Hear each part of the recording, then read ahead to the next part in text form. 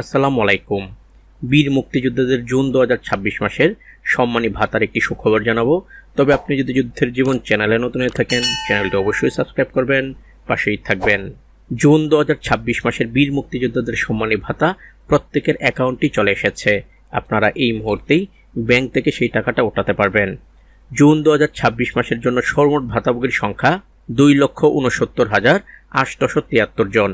এই 2,69,873 জন ভাতাভোগীর অনুকূলে সর্বমোট বরাদ্দ দেওয়া হয়েছে 393,4,73,849 টাকা। চলতি 2025-26 অর্থ বছরের বাজেটে বীর মুক্তিযোদ্ধাদের পূর্ণাঙ্গ তথ্য সম্বলিত ম্যানেজমেন্ট ইনফরমেশন সিস্টেমের ভিত্তিতে জিটুপি পদ্ধতিতে ইএফটি প্রক্রিয়ার মাধ্যমে বীর মুক্তিযোদ্ধাদের জুন 2026 মাসের এই সম্মানী ভাতা বিতরণ করা হয়। সর্বমোট 552টি উপজেলার মধ্যে এই সম্মানী ভাতা বিতরণ করা হয়েছে। প্রত্যেক জীবিত বীর মুক্তিযোদ্ধা এবং মৃত বীর মুক্তিযোদ্ধা পরিবারের অ্যাকাউন্টে দেওয়া হয়েছে 20,000 টাকা করে। তবে ইতিপূর্বে যারা ব্যাংক থেকে ঋণ উঠিয়েছিলেন তারা কিন্তু পুরো 20,000 টাকা পাবেন না।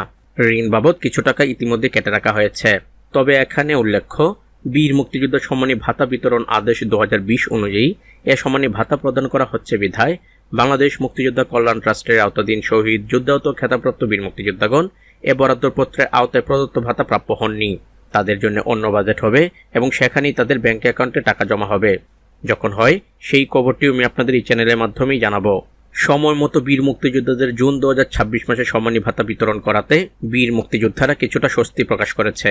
আশা করছি ভবিষ্যতে সময় মতো বীর মুক্তিযোদ্ধাদের সম্মানী ভাতা বিতরণ করলে বীর মুক্তিযোদ্ধা এবং তাদের পরিবারবর্গ উপকৃত হবে।